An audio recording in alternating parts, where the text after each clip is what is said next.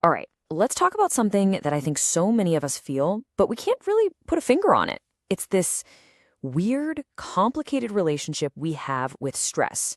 We're going to dive into why your brain might be tricking you into thinking that constant pressure is the same as being productive. And, maybe more importantly, why kicking back and relaxing can sometimes feel, well, totally impossible. So let's start with this. It's a simple question, but it's super revealing. Have you ever finally gotten a moment to just stop? No emails dinging, no deadlines breathing down your neck, no chores staring you in the face. And instead of that big sigh of relief, you just feel kind of antsy, agitated, maybe even guilty? Yeah, that's what we're digging into. And it's because for a lot of us in this crazy paced world, a state of genuine calm has become a totally foreign feeling. It's almost like our brain just doesn't recognize it anymore. And that leads to this nagging feeling, right? This idea that you have to earn your rest. Like, unless you've checked off every single thing from that never-ending to-do list, taking a break feels like you're cheating the system. You put all that together, and what do you get? This deep-seated feeling that just being still is wrong. Like it's a sign you're being lazy or you're falling behind everyone else. So what's really going on inside our heads to make us feel this way? Okay, so here's the most important thing to get right off the bat. This is not some kind of personal weakness. It's not a character flaw. It's actually a biological process. Our brains are, well, they're amazing at adapting. And sometimes they adapt so well that they can actually make stress feel like the new normal. Let's break down exactly how that happens. The main idea here is something called brain conditioning, and it's actually pretty easy to understand. Think about it like this. If you're in a super loud room for hours and then you step into complete silence, it's kind of jarring, right? The silence feels loud. Well, it's the same thing with our brains in stress. If you're constantly swimming in pressure and stress hormones, your brain just recalibrates. It starts to think that high alert, stressed out state is its normal functional baseline. So this process basically happens in 3 steps. First, you've got step 1, constant stress. From work, from life, it's just always there. Then comes step 2, adaptation. Your brain, which is this incredible survival machine, just adapts. It says, okay, I guess this high stress level is our new normal. But step 3 is where it gets really tricky. That's association. Your brain starts to connect the feeling of tension with the feeling of progress.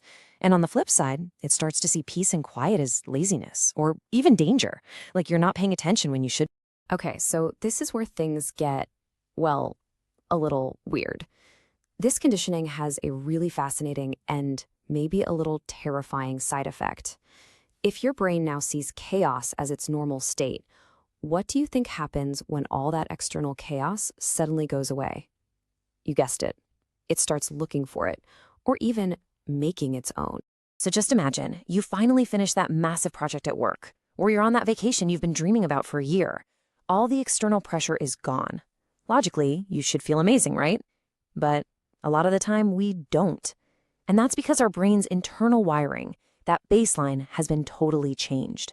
Instead of actually relaxing, your mind starts manufacturing its own pressure, just to get back to that feeling it now considers normal.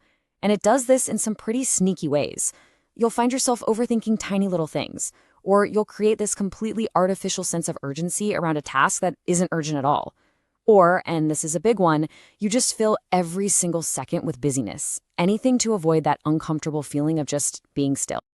And this is where we get to the big lie. A lie we don't just tell ourselves, but when our whole culture kind of tells us. We've taken this feeling of constant manufactured stress and we've slapped a really positive label on it. We call it ambition. We say we're driven or high achievers. We wear our busyness like a badge of honor. But what if it's not really ambition? What if it's not a choice we're making, or even a part of our personality? This is so T. Let's look at this side by side. On one hand, we have the story we tell ourselves. I'm ambitious, I'm productive, this is just who I am, it's a strength. But then look at what might actually be going on under the hood.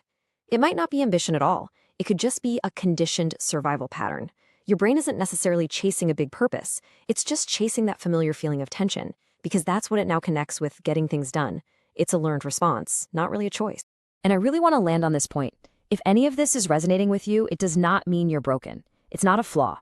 It just means you've developed a really effective survival pattern for a crazy, high-stress world. Your brain was just trying to protect you, and it did exactly what it's designed to do. It adapted. So that brings us to the final and honestly maybe the most powerful piece of this whole puzzle. If it's not true, purposeful ambition that's pushing us, what is? What's the real engine driving this whole machine? It's a huge question, right? If all that frantic energy, that constant need to be doing something, isn't actually about reaching a meaningful goal, then what is it? What's really at the wheel? And here's the answer. It's a powerful one. Many people aren't driven by purpose, they're driven by nervous system overload. Wow. Just let that sit for a second. That feeling we've been calling drive or ambition, it might just be the sound of an engine that's been redlining for so long it doesn't know how to idle anymore. So I'll leave you with this to think about. Is the stress you feel actually helping you? Is it the fuel that's propelling you forward? Or is it just the static of a system that's stuck in overdrive? Because figuring out the difference between those two things, that might just be the first step toward finding what you're really looking for. Real progress and maybe, just maybe, some real rest. Thanks for digging into this with me.